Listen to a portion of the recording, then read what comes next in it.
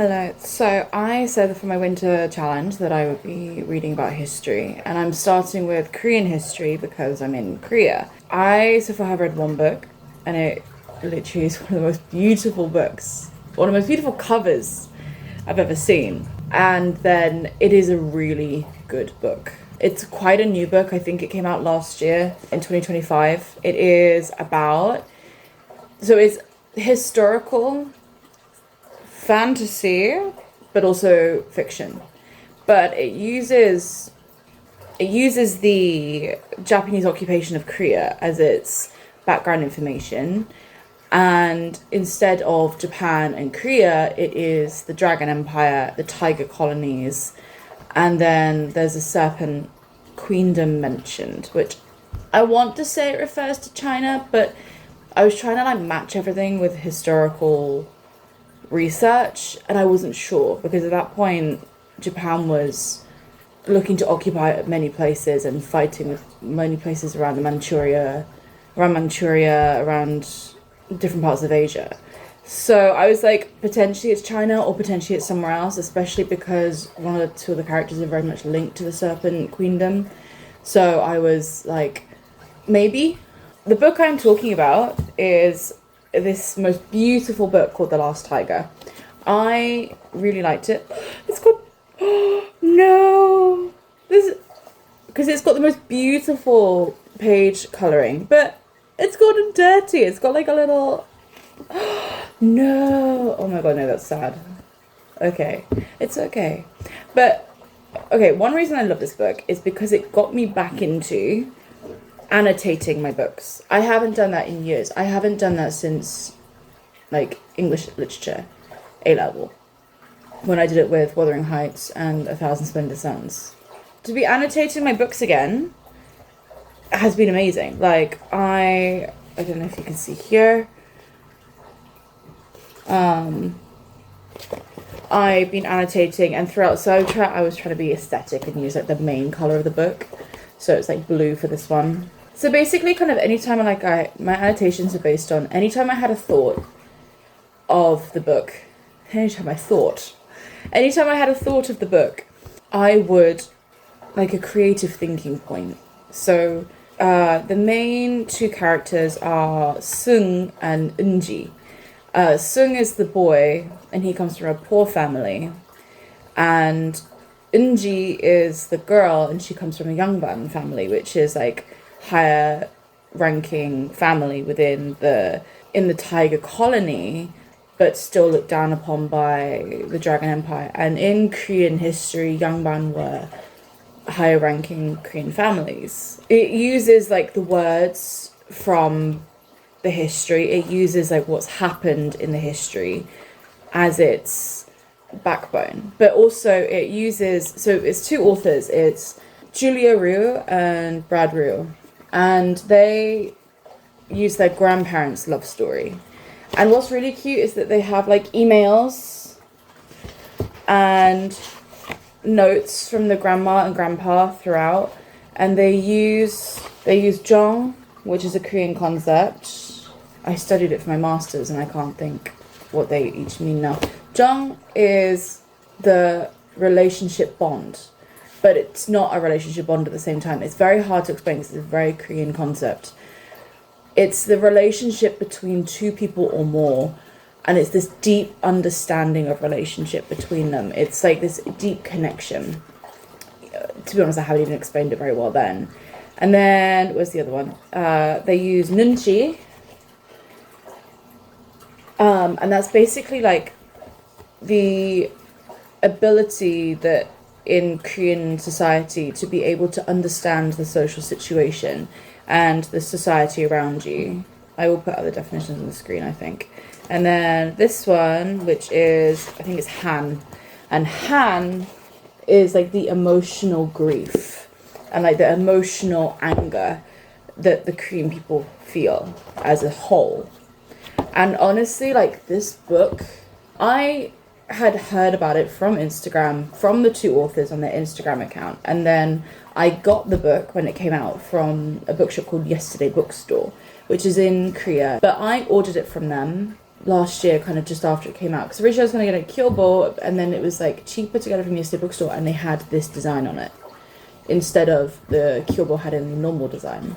So I bought it, and I was really highly anticipating reading it. And then I was like, I'd planned my winter challenge of me reading history books. So I was like, I will leave it till the winter. This book is incredible at, I think, introducing and explaining what happened to Korea during the Japanese occupation. I've lived in Korea, it'll be 4 months in February. That's 4 years in February. 4 months? No, 4 years in February, and a lot has happened. The Korean people are an incredible people.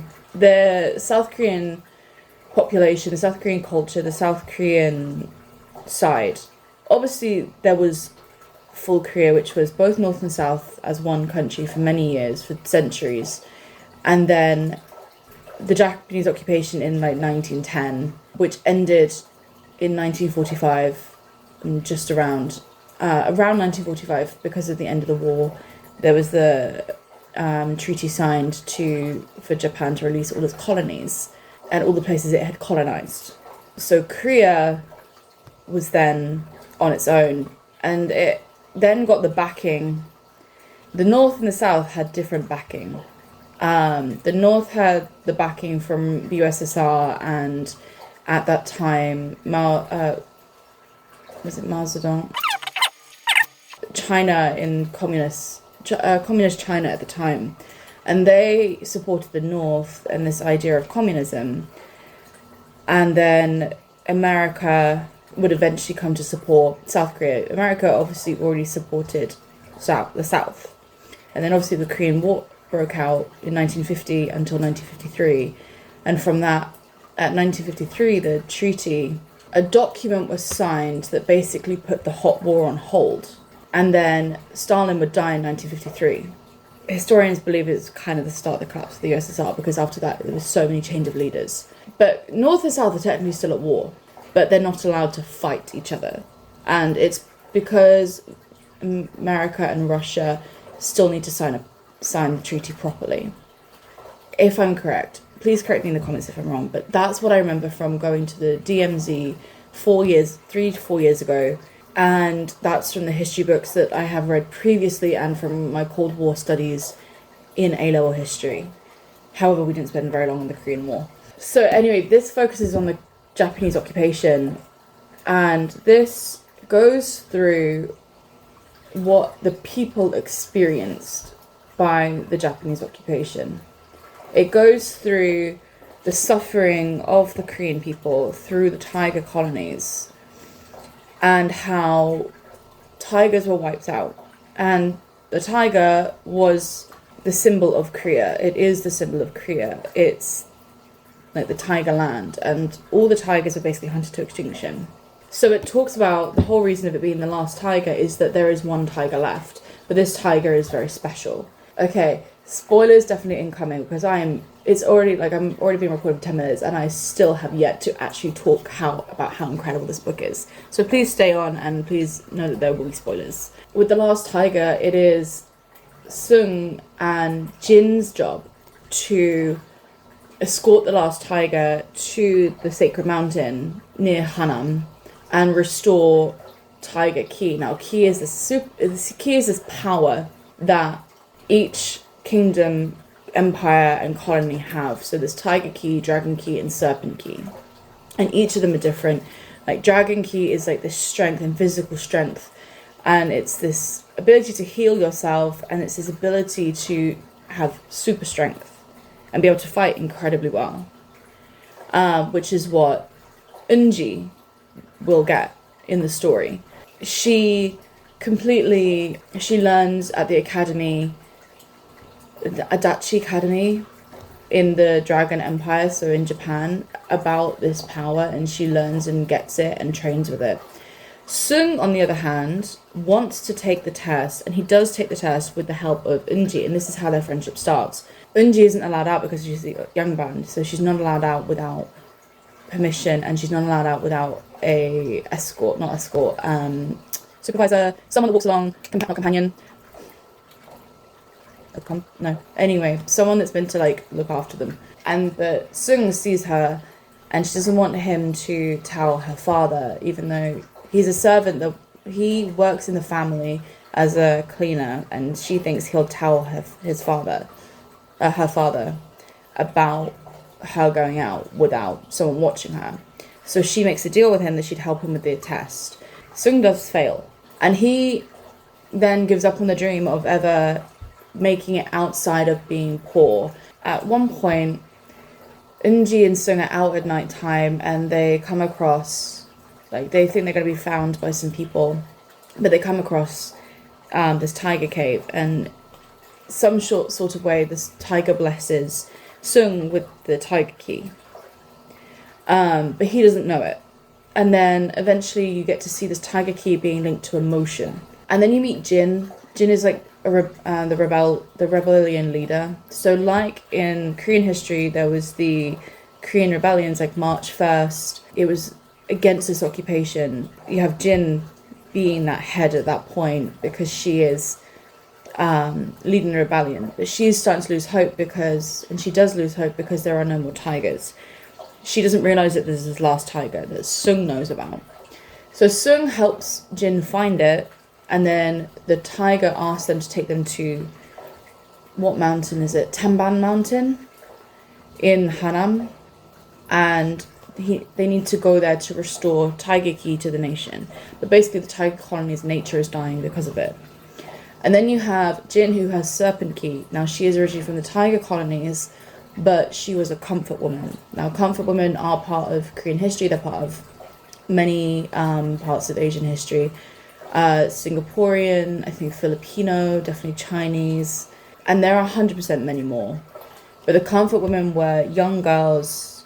They were, barely teenagers, who were taken from their home countries, and they were taken to be used by the Japanese soldiers. The comfort women were tricked a lot of the time into thinking that there was a job, or they were just taken away, they were kidnapped. It is still a part of the history that people, even the countries themselves, don't always address. It's only been kind of last year, that there's been like more stories coming out because the comfort women are getting older. So Jin is mentioned as a comfort woman, and she when she escaped from the Dragon Empire, she meets the serpent, who gives her the serpent powers, and so she is able to control minds. And I remember making notes somewhere about how the three different keys are, because you have this dragon key, which is just physical strength. It resembles the Japanese occupation, this being this brutal force. How the tiger key is this emotion, and it's the emotion of the tiger people fighting emotionally and physically for their freedom. And you have this Han concept of grief, and Nunchi of feeling and seeing the situation around you, and Jung, this like relationship. You have Jin with the serpent key, and this serpent key is like this mind control and mind power, and how Jin basically had to be so mentally strong through her ordeal, and that she wanted to take back control, because she even says that she wishes she could take back control, so she did what she thought is control, and it relates perfectly to the serpent key power. And eventually you get the three of them coming together, and there's so many other characters, and there's so many twists and turns, and I want to talk so much more about this book, but I know I've already given so many spoilers. I feel like I'd probably do a part 2 about this. This is definitely one of my favourite books I think I've ever read. Not just because of the amazing content, but because it made me think about the history and research the history of the country I live in. And listening to the stories, it's an incredible book to make you think. There's a little bit of romance in it. It is based on how the grandparents of the authors got together under the Japanese occupation. So they intertwined that. And the two main characters are based off of the grandparents. It's an incredible story. I really, really recommend this. It's new, but it's a fresh look, I think, and it's if you want to learn about history, but you're like me that doesn't really want to read a history book. I still struggle with history books because I get bored by them, but to me they're not they're not stimulating enough. They take so much brain power in remembering who is who and what happened where and what happened when, and I'm constantly like going back and checking. I think that's why I gave up with the Cambodia book so far. I will go back to it. But it's like the historical fiction and making it into this fantasy world, this historical fantasy, using real life concepts and using real life history into this book. That I think is what made me really enjoy it, because I felt I was learning while also reading an incredible story with a new twist on everything, and the ending is not what you think it's going to be. You think everything is going wrong. They also include like Korean historical myth, like in the God and the Gumiho, the God and the Guishin. They have the Gumiho, but they had some of the mythical beings in there. And like it made me research also the really early Korean myths, because it talks about the bear and the tiger, the first bear and the first tiger, and how the bear became the woman that Hwanang would find so beautiful, and how the tiger left the cave. That was interesting. I never knew about that myth, so it was really interesting to kind of learn about. And honestly, like, I really enjoyed it. I really enjoyed this book, and I could yap for so long about it. Like, I've already been recording for like 20 minutes and I have barely scratched the surface of how incredible this book is. I took this book with me to Vietnam. Did I read much in Vietnam? No. But I took it on with me on the plane. I was reading at the airport. I was just enjoying it so much. And yeah, like, I made so many notes in it, and I enjoyed making notes in it. Like, I remember hating making notes in A-level in like Wuthering Heights, because it was like, who don't care? Thousand Splendid Suns, I did care. I did care about making notes in that one. But like, I want to find some pages. There's like 100 pages with no notes, and then there's like 20 pages with so many notes. Yeah, so it's like here, it's like talking about Jin's experience as a comfort woman. And then about how the tiger key is connection. Even here, like right on the next page kind of thing. Like talking about Jin again. You can kind of just see here and here. But yeah, I just kept continuing to make notes, and I was really enjoying just like writing in the book. Because at first I was like, damaging the book. Books are meant to be read and enjoyed, so why not? But isn't it also the most beautiful book? Like, it's genuinely such a stunning book. Like, the Mungwa flower is here, and that comes into parts. And then you have obviously the dragon and the tiger, and the two parts of Eunji, because it talks a lot about how Eunji feels like she's split in half many times, like the loyalty to her family and therefore the Dragon Empire, but her loyalty to the tiger colonies as a tiger person, and whether she wants to be free to make her own decisions and what that freedom is. Like, that's a constant question that comes up for Eunji, is what is this freedom? So that was incredible. So anyway, I'm currently reading 2 more books that are Korean history, and then my next 2 kind of targets. The first one is on my Kindle. It's this one, South Korea, A Brief History.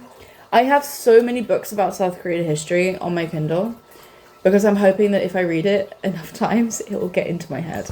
I remember some of it. Like, I remember the basic outline of things. And then the second one is, again, about Japanese occupation of Korea. It's called Peace of a Little Land. It's very similar, well, it's not quite fantasy, but it talks about the Japanese occupation, and it talks about this idea of romance throughout. And it, again, I've been making notes in it, and it talks about, at the moment, so far, it's like this girl growing up and learning how to be like useful to her family. So it's been very interesting to read. So they're my 2 next ones. Today it's almost the end of January. And I've just kind of finished like one, and like halfway through this one, and barely through this one. I know I'm not going to finish all my history books. I had come to terms with that before I started the challenge. My goal is not to finish all of them, because I can't rush history. My goal is to learn some of it and finish some of them to feel accomplished. That's why I'm going like country by country. So right now I'm doing Korea.